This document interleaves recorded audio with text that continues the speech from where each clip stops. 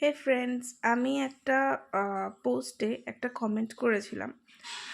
তো সেই পোস্টে না একজন হাহা রিয়াক্ট দিয়েছে। না তো পোস্টটা কমেন্ট মানে হাহা রিয়াক্ট দেওয়ার মতন, না কমেন্টটা হাহা রিয়াক্ট দেওয়ার মতন।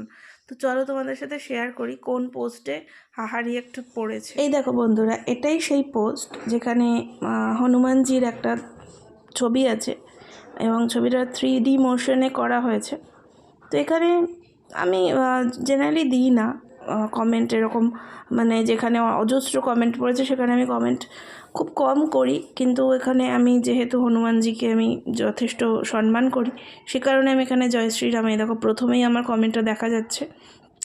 তো এবং এখানে অনেকেই কমেন্ট করেছে জয় শ্রীরাম, জয় বাবা, তো জয় বড় বজরংবলী, অনেকেই কিন্তু কমেন্ট করেছে। তো দেখো, এই দেখো আমার কমেন্টে একটা হাহা রিয়াক্ট পড়েছে, এই দেখো। আবার প্রোফাইলটাকে লকও করে রেখেছে। এবং শুধু তাই নয়, আমি দেখলাম এখানে যে এত এই যে রিয়াকশান পড়েছে জয় শ্রীরাম, এখানে কতগুলো হাহা রিয়াক্ট পড়েছে দেখো, 3খানা হাহা রিয়াক্ট পড়েছে এবং প্রত্যেকেই তারা কিন্তু দেখতেই পাচ্ছ। আমি আর বলতে চাইছি না বিষয়টা, তোমরা বুঝে নাও। তো এগুলো মানে আমি জানি না এরা সাইকো কিনা, সত্যি আমার সাইকোই মনে হচ্ছে। কেউ কারোর আরাধ্যকে কিভাবে এরকম হাসি মজার পাত্র করতে পারে।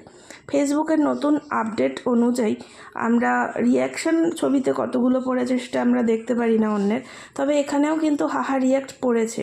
আমরা যেহেতু এখানে দেখতে পারবো না কে কে রিয়াক্ট করেছে, এ দেখো অ্যাংরি রিয়াক্ট পর্যন্ত পড়েছে। তো ভাবতেই পারছো যে বিষয়টা কতটা মানে অদ্ভুত অসভ্যতামির একটা বিষয়।